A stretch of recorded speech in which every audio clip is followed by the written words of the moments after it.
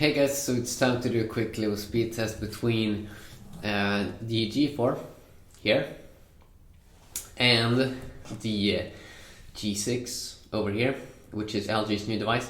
The good thing with this comparison is that it's going to be a 2-year gap between these two devices. So usually people buy phones every 2 years or so, because a 2-year contract. So this might be an upgrade that a lot of people do. So I'm going to do a quick speed test, see how they run here. Yeah. So let's see here with the G6 and the G4. The good thing with the G4 is it was the last like good LG device with kind of like a removable back and in plastic here. So it's very easy to remove. Not like the G5 for example this year, which is like impossible to remove the back almost. So very nice here, easy simple setup, classical phone design. And usually LG every second phone is amazing. So the G2 was amazing, G3 was lame, G4 amazing, G5 was lame, and now the G6 is cool again. Very cool design here. Also volume up and down keys was here on the back, which I really did enjoy that kind of setup on the G4. So let's set them up here side by side. Let's see, are both turned off? Yes, they are. Let's go. I should also say that I am running on older software on the G4. I haven't updated. It might have a newer update available with the brand new UI. But the one that is running right now also can be interesting to see in a comparison how it looks side by side. How much they changed. I really don't like this lag here when you're starting up the GG phone. It happens with the G4 also. I'm just gonna remove that one.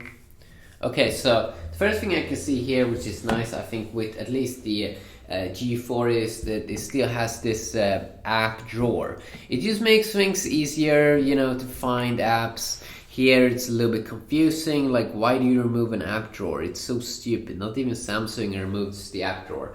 It's really silly. If you can enable it, let me know. If you go down here, you can also see a very interesting design here, how they used kind of like a darker theme here, but not the stock Android experience, but that they really tried to make their own experience. If you go in here, you can see that the biggest thing that changed is kind of like a color layout, a little bit of the size on things, a little bit better organized. And right now this one is running on software info Android 5. I think Android 6.0 and maybe even 7.0 is available for the G4. So then it's going to get a newer version of Android, which is going to resemble more of what you're going to get on the G6. But a lot of things are still pretty similar. A little bit ugly pop-up screens over there.